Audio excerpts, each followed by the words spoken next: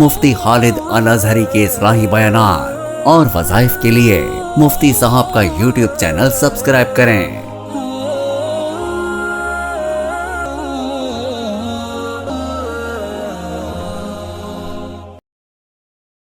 نحمده ونصلي ونسلم علی رسوله الکریم، اما بعد۔ معزز سامعین کرام، آج کے دور میں ہر شخص پریشان ہے۔ پریشانی کا سبب کوئی بھی ہو، لیکن سکون اور اطمینان نہیں۔ جس شخص سے بات ہو، ہر شخص اپنی پریشانیوں کو لے کے بیٹھا ہوا ہے۔ کوئی اپنے گھریلو مسائل سے پریشان ہے، کوئی کاروباری مسائل سے پریشان ہے، کوئی اولاد کی طرف سے پریشان ہے۔ باہر کیف جس شخص سے بھی بات ہوتی ہے، ہر شخص کوئی نہ کوئی اپنی پریشانی کا تذکرہ کرتا ہے کہ مجھے یہ پریشانی ہے، مجھے یہ مسئلہ ہے، مجھے یہ مسئلہ ہے۔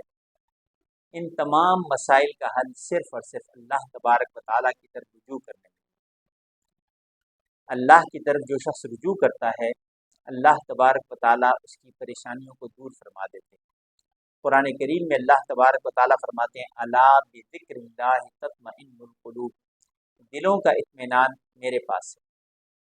جو شخص، اور قرآن کریم میں ایک اور جگہ اللہ تبارک و تعالیٰ ارشاد فرماتے ہیں، ومن اعرض عن ذکری فإن له معیشۃ ضنکا ونحشرہ یوم القیامۃ اعمی قال رب لم حشرتنی اعمی وقد كنت بصیرا قال كذلک اتتک آیاتنا فنسیتها وكذلک اليوم تنسی۔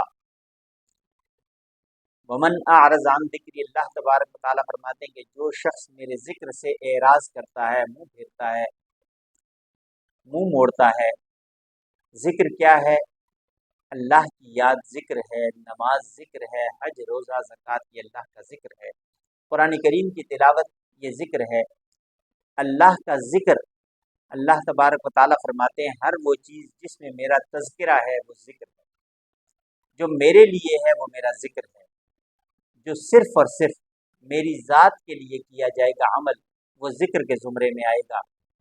تو جو میرے ذکر سے اعراض کرے گا، روگردانی کرے گا، اس سے منہ پھیرنے کی کوشش کرے گا، میں اس کی دنیا کی زندگانی کو تنگ کر دوں گا۔ فرمایا ومن اعرض عن ذکری فإن له معیشۃ ضنکا، میں اس کی دنیا کی زندگانی کو تنگ کر دوں گا، پریشان کر دوں گا۔ وہ مختلف پریشانیوں میں ہوگا، سب کچھ اس کے پاس ہوگا، لیکن سکون نہیں ہوگا۔ مالی پریشانیوں کے اندر ہو جائے گا، گھریلو مسائل میں مبتلا ہو جائے گا۔ ان تمام پریشانیوں کو لے کے وہ بیٹھا رہے گا اور اسے سکون کہیں نہیں ملے گا۔ کیوں؟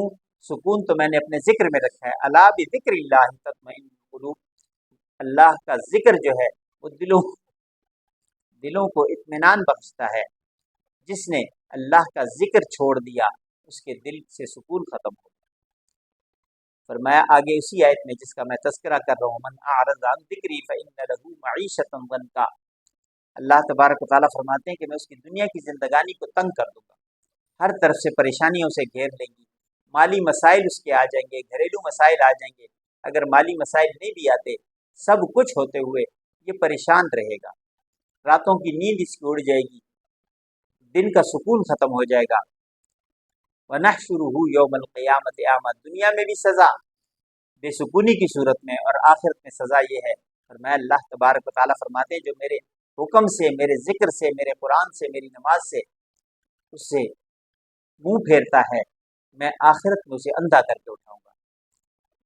وَنَحْشُرُهُ يَوْمَ الْقِيَامَةِ أَعْمَىٰ، یہ اندھا اٹھے گا۔ قَالَ رَبِّ لِمَ حَشَرْتَنِي أَعْمَىٰ، یہ کل قیامت کے دن اللہ سے سوال کرے گا، اے پروردگار مجھے اندھا کر کے کیوں اٹھایا گیا؟ مجھے اندھا کر کے کیوں اٹھایا گیا؟ میں تو آنکھوں والا تھا۔ تو جواب دیا جائے گا ہاں ایسے ہی ہے، لما حشرتنی اعمیٰ وقد كنت بصیرا، میں تو آنکھوں والا تھا، مجھے اندھا کیوں اٹھایا گیا؟ قال كذلك، کہا جائے گا ہاں ایسے ہی ہے جیسے تو کہہ رہے، اتتک آیاتنا فنسیتها وكذلك اليوم تنسی، تیرے پاس میری نشانیاں آئیں، میری نشانیاں تیرے پاس آئی، میرا ذکر تیرے پاس آیا، میرا حکم تیرے پاس آیا، میرا قرآن تیرے پاس آیا، تو نے ان سب سے منہ پھیر دیا، تو نے انہیں بھلا دیا، انہیں چھوڑ دیا، انہیں ایک طرف کر دیا، دنیا کی زندگی میں محو ہو گیا۔ آج تیری طرف بھی کوئی نظر التفات نہیں کی جائے گی۔ وہ وقت کتنا عجیب ہوگا، اس لیے دنیا کا یہ جو چند روزہ وقت ہمارے پاس ہے، اللہ کو ہم منا لیں۔ اللہ سب سے جلدی ماننے والی ذات ہے۔ اللہ کو منا کے سکون ملے گا، اللہ کو ناراض کر کے کبھی بھی سکون نہیں مل سکتا۔ اللہ تبارک و تعالی ہم سب کو اپنی طرف متوجہ فرمائیں اور ہم سب پہ خاص فضل فرمائیں، ہمیں اپنے نیک بندوں میں شامل فرمائیں۔ نبی آخر الزمان صلی اللہ علیہ وسلم کے تمام حکموں کو پورا کرنے کی اللہ تبارک و تعالی ہمیں توفیق نصیب فرمائے۔